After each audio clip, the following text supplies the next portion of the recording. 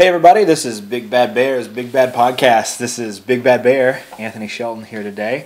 I've got a good friend of mine, a tech enthusiast and computer engineer, is it? Computer technician. Computer technician of 7 years, am I correct? That's correct. Absolutely. John West, my friend. Welcome to the show, John. All right, welcome, thank you.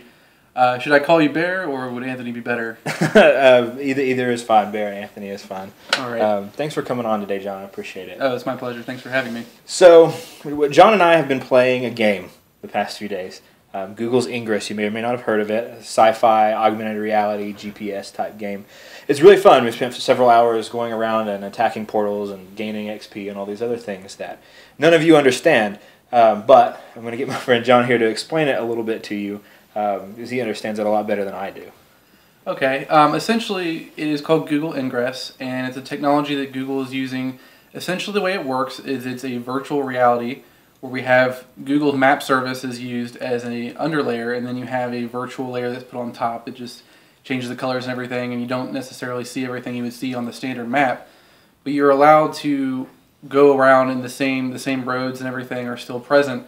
And in this virtual reality, they'll take landmarks in the real world, certain buildings or different sculptures or things that are significant in the real world, and they'll create portals out of them. And that allows the two teams, whichever team you're on, the Enlightenment or the Resistance, to capture these portals. And essentially the game is based on map control and your ability to control mines through control fields. It is very sci-fi based and very silly, but Google's planning to use this in a lot of different ways. If that's something you're looking to get into. Yes, actually, that was going to be my next question.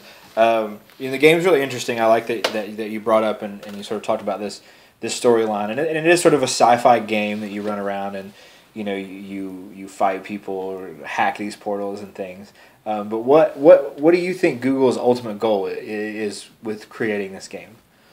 Well, really, Google is looking. They kind of have two purposes. Their first purpose is they're trying to improve their map surface. They're being able to use your GPS location, because when you sign up, you have to accept that they're going to be able to see where you're at and use their location to help improve their map surface.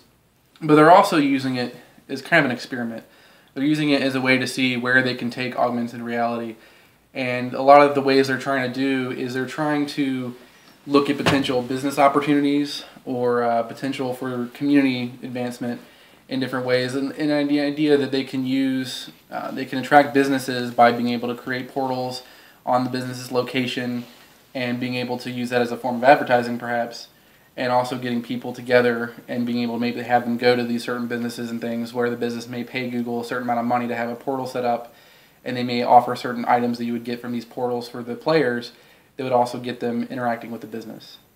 Yeah, in fact, I read an article not long after we started playing this game about this pharmaceutical company, Duane Reade, this biggest drugstore in New York, who's partnered with Google Ingress, and now they have the Ingress logo, you know what I'm talking about, for the app that's on their front windows, and so you can actually go in the store and get these special codes that net you in-game XP and items and things like that now, and it's sort of like this incentive, and so I thought that was very interesting. Like augmented reality in general is a very interesting thing, but one of the things I thought was really interesting is you were telling me this story about a friend of yours who was playing this game, and they were hacking a portal and then realized that someone else was there doing the same thing at the same time. Could you tell us a little bit about that?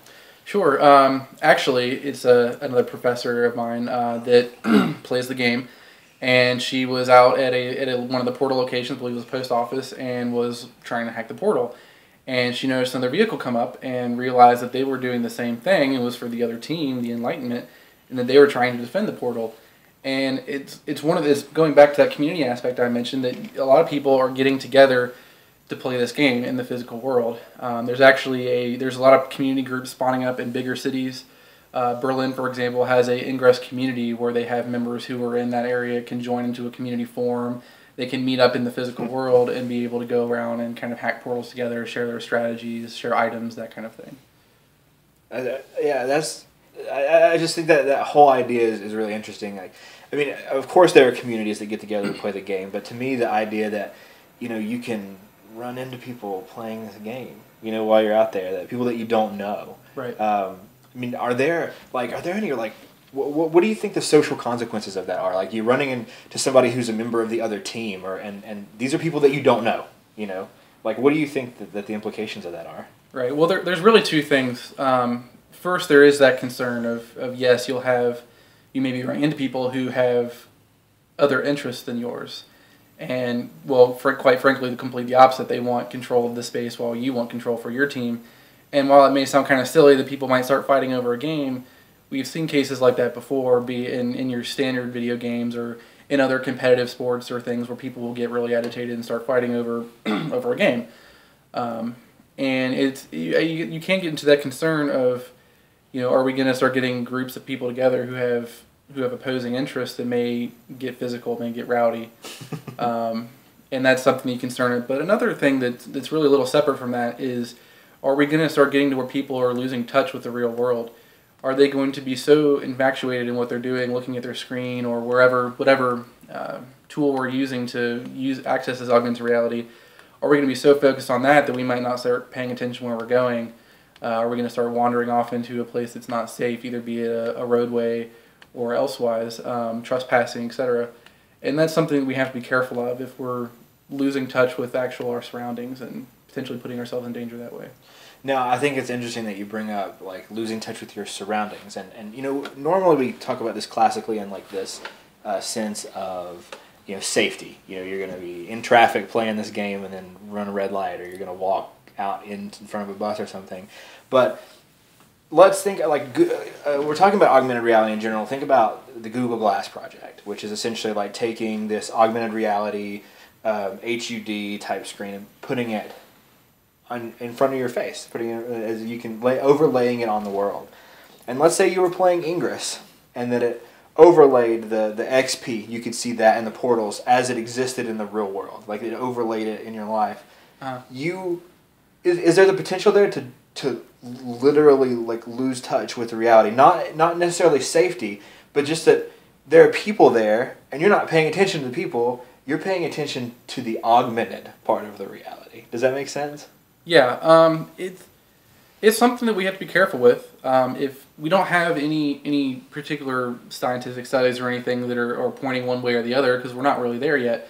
But if we just think of more in terms of common sense and what we know so far in human nature, it is something that we have to be careful with. That if we're not, physically affecting your eyesight, vision, both in terms of your eyes' health and in terms of actually paying attention to what's in front of you, is a potential concern. Are we going to have people that are getting so infatuated in the augmented reality, that they're losing touch with the real world and just not paying attention anymore?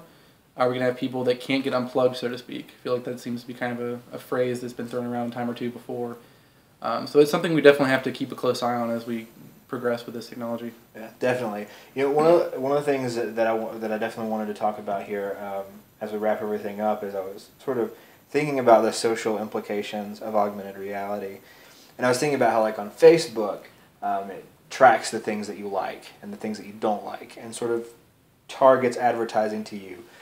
As you get involved with augmented reality and it starts making these things available to you, do you think there's a danger in only showing people the things that they want to see? You might be able to make an argument for that, yes. If you have... I think one of the things Google wants to do, and this is just an opinion, I haven't heard Google officially say this, but I think they also may want to look to get advertisers' interest by finding people who have this common interest, like you mentioned from Facebook, basing it off their location and having little virtual ads pop up that say, hey, there's a Pizza Hut nearby, are you feeling hungry?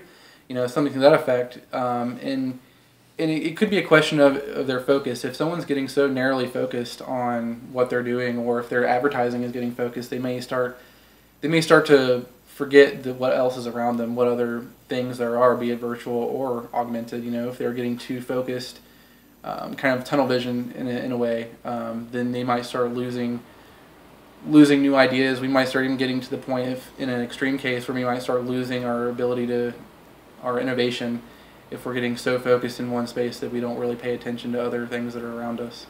Yeah, and especially in context of like Ingress, losing touch with reality is kind of a big deal with a video game because they're so addicting.